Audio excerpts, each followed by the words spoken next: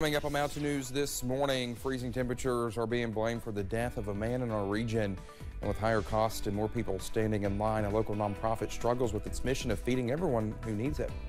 Dedicated to Eastern and Southern Kentucky, this is WYMT Mountain News this morning. Alrighty, 5:34 here on this Wednesday morning. I'm Dakota Makris. Hope y'all are drinking some coffee or something warm because it's cold. And Brandon, I don't know if what's colder, the studio or outside. Well, the studio is a little bit coolest. I'm going to work on the heat here in just a second, but it is a little chilly outside too. Like yesterday when you said, yeah, we'll turn on the heat, then we'll reevaluate. We'll go from there. Oh, we did. We did. I turned it back up because it got cold. Exactly. Yeah. So there you go. I may let you fool with that again this morning. I'm going to get to your comfortable temperature over there. All right, let's take a look at some of the temperatures across the region. We start with the cameras first, though, this morning, and you see Pikeville, US 119, US 23. Not a lot of snow left. A lot of it melted yesterday with those warmer temperatures, and it will continue to do that today, but temperatures are a little bit cooler in spots. Got several teens out there now. 19 Manchester and Clintwood, Virginia, 16 in Jonesville, and down into Jacksboro, it's 18. Several sensors offline, but the warm spots this morning on the other end of the scale, Jackson, Hazard, and Logan, all at 32 right now. Across the state and region, 18 Cincinnati, 25 in Nashville, 25 in Owensboro, 20 in Ashland and the Tri-Cities this morning, 29 Lexington and Louisville. Heading up to 50 this afternoon, lots of sunshine, lots of blue skies, lots of warmth for this time of the year. Dakota? All right, Brandon, thank you. Investigators say freezing temperatures could be to blame for a man's death in Pulaski County. While the coroner has not released the exact cause of death, Somerset police say 49-year-old Donald Perdue was found Friday afternoon behind a business. Well, his sister Melissa says her brother was likely outside alone for hours after he checked out of Lake Cumberland Regional Hospital. She says he was a recent amputee and had a traumatic brain injury.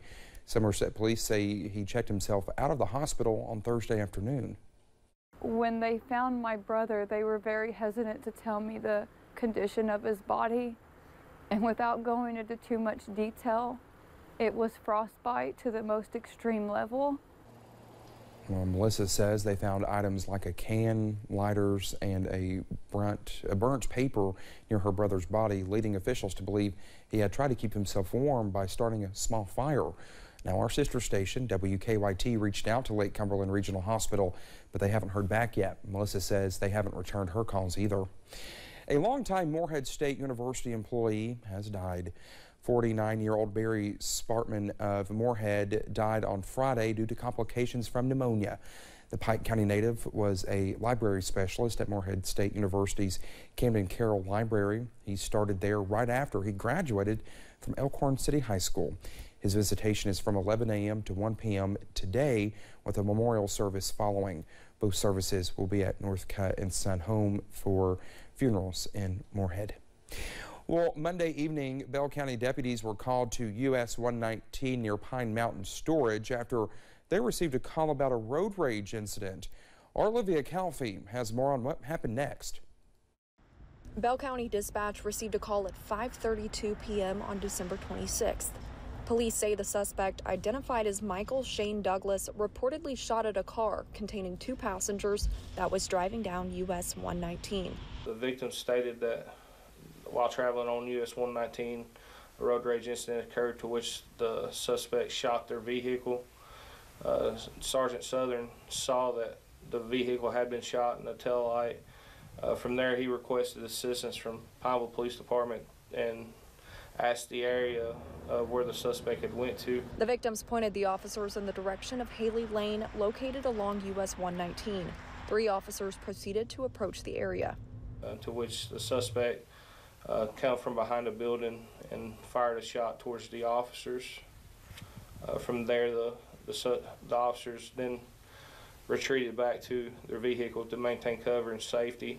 US 119 was shut down and a nearby Save-A-Lot and Family Dollar stores were evacuated.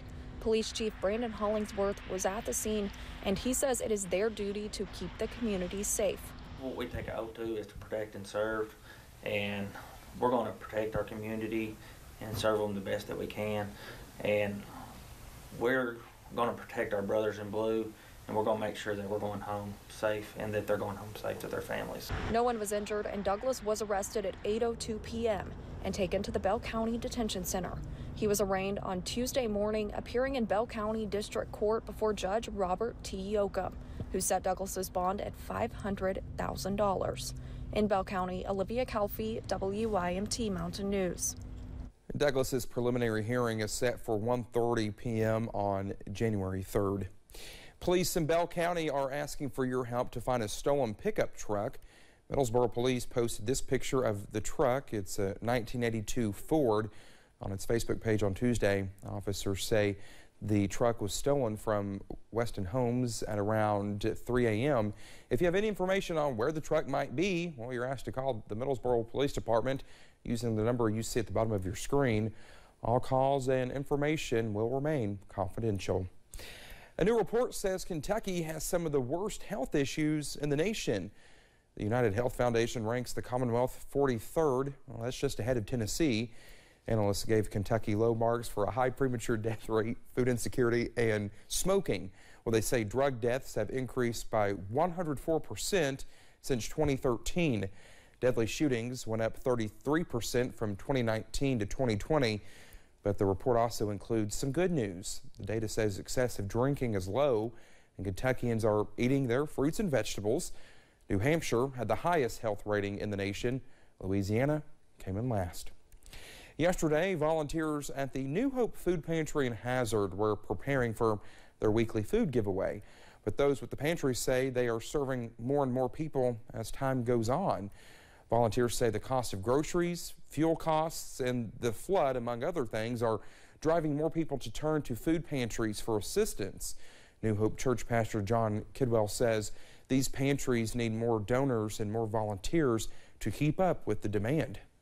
There are many food pantries in our area, but pick one to support. Consider supporting it with a monthly donation on a regular basis. That would be very helpful. We can always use volunteers here. We have a volunteer coordinator who tries to schedule folks out, but you know, there are always people that are on vacation, people that are traveling. Well, the pastor says it's important for everyone to look at those who need this assistance with compassion, because you never know when you could be on the receiving end of the help. Well, the Housing Development Alliance here in Hazard received a big donation yesterday. HDA was gifted a $50,000 donation from Elmer Whitaker and the Whitaker Foundation. The money will be used to help fund the affordable housing programs and flood recovery projects.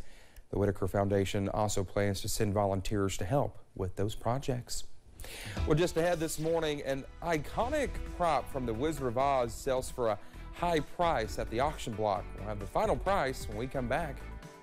Interesting. A mild and dry pattern is setting up across the mountains for now, at least. I'll have the latest on a potential soggy end to 2022 in about 3 minutes.